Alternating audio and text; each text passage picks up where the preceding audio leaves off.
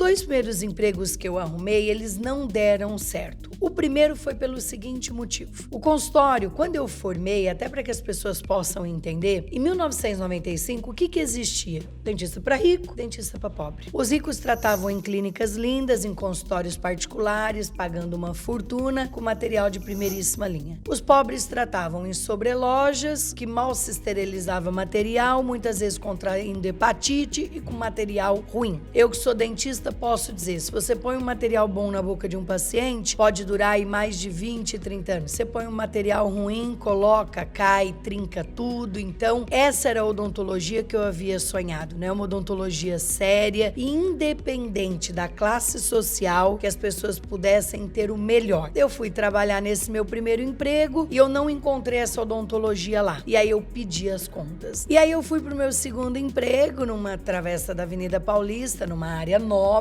Agora eu vou ficar chique no último, né? Só vou atender rico.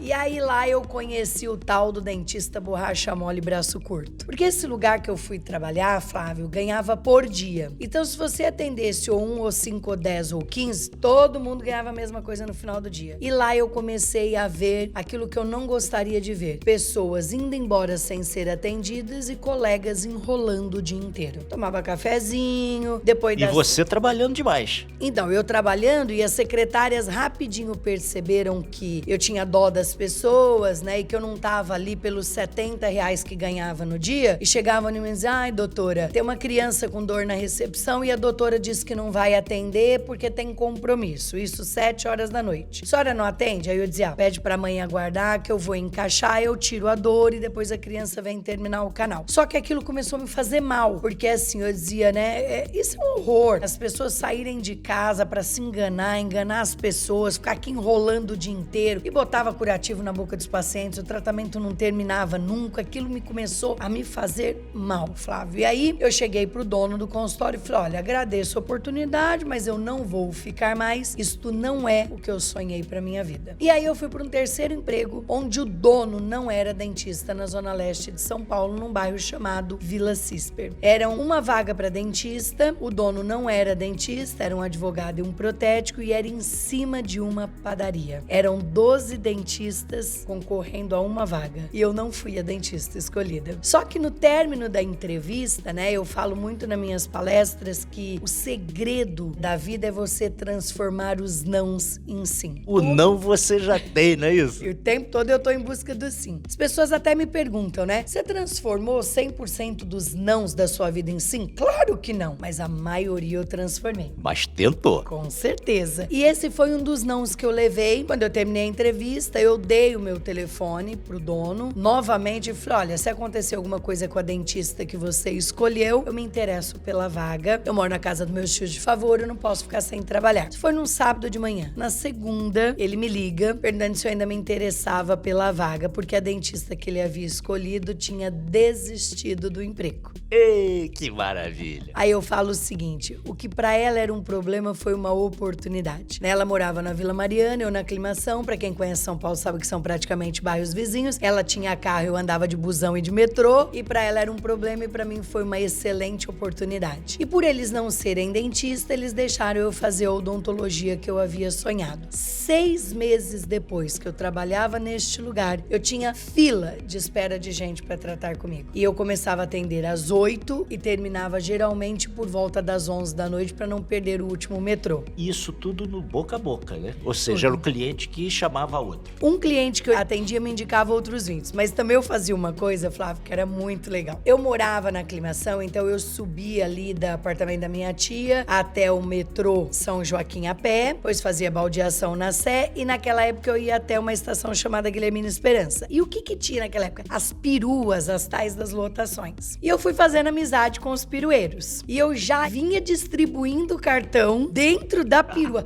barrotada de gente. Um praticamente na cabeça do outro eu já vinha distribuindo cartão. É o marketing corpo a corpo. Exatamente. E quando eu parava na porta do consultório, o Pirueiros falava assim: ô pessoal, se alguém tiver dor de dente aqui, a doutora é excelente. E aí, um indicava o outro. E eu fazia uma coisa também, gosto muito de cuidar das pessoas. Quando eu operava um paciente que era uma cirurgia maior, eu ligava antes de ir embora pra saber como é que tava a recuperação. E aí, cada cliente que eu atendia me indicava outros 20 clientes, né? Às vezes, um erro que um empresário comete, que é muito comum, Flávio, é ele subestimar as pessoas ou julgar. Eu tive um caso num sábado, 6:30 da tarde, chegou um cara de bermudão, de chinelo, com uma coroa enrolada num guardanapo, me pedindo pra cimentar uma coroa que ele tinha um casamento. E depois eu cimentei a coroa, dei um bom atendimento, pedi pro paciente deixar, o próximo paciente deixar eu encaixar, porque eu atendia das 8 da manhã às 8 da noite, de segunda a sábado. Então, isso já era um diferencial, essa flexibilidade. De sábado, então, tinha gente até nos corredores em pé. Tem muita gente que não tem tempo durante a semana, né? E eu falo que é a seguinte coisa, né? Muita gente forma e quando pega o tal do canudo preto, né? Você pergunta pra pessoa o que ela almeja pra vida dela. Ela te responde que ela quer sucesso e dinheiro, mas ela se esquece que antes tem um negócio que tem que ser feito chamado trabalho.